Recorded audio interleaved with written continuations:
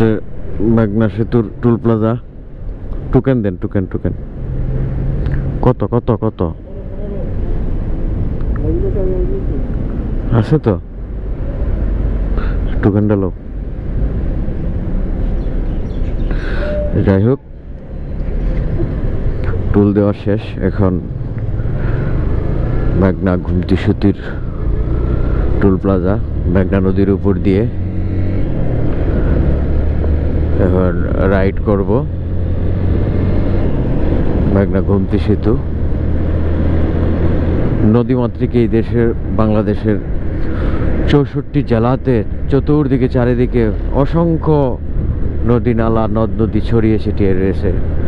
আর সেতুর অনেক পদ্মা, মেঘনা, যমুনা এগুলো হচ্ছে বাংলাদেশের বড় নদী।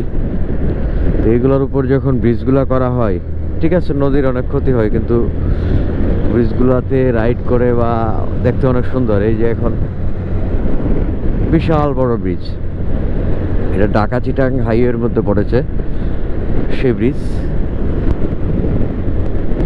কুমিল্লার দাউদকান্দি থেকে শুরু করে এটা শুরু হয়েছে। আমরা চাঁদপুর থেকে এখন আজ ঢাকার উদ্দেশ্যে রওনা দিয়েছি। এখন ঘড়িতে সময় 9টা 28 মিনিট। এ হচ্ছে ব্যাপার। প্রতিবারই প্রায় একাধিকবার, অনেকবার এই ব্রিজের উপর দিয়ে হাঁটা চলা না, মানে রাইড করতে হয়েছে। হচ্ছে ব্যাপার।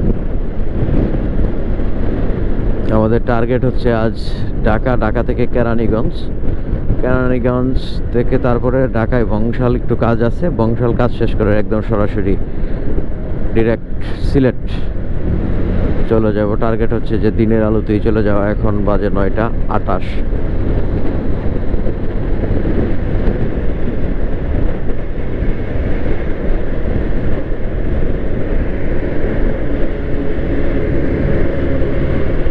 পাউশিয়া ঢাকা,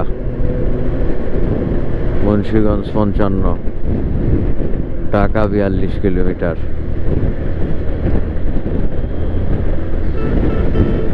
যাই হোক, এটা হচ্ছে ঢাকা চিটাগাং মহাসড়ক। ঢাকা চিটাগাং মহাসড়কে রাইড করে আমার খুব বেশি ভালো লাগে।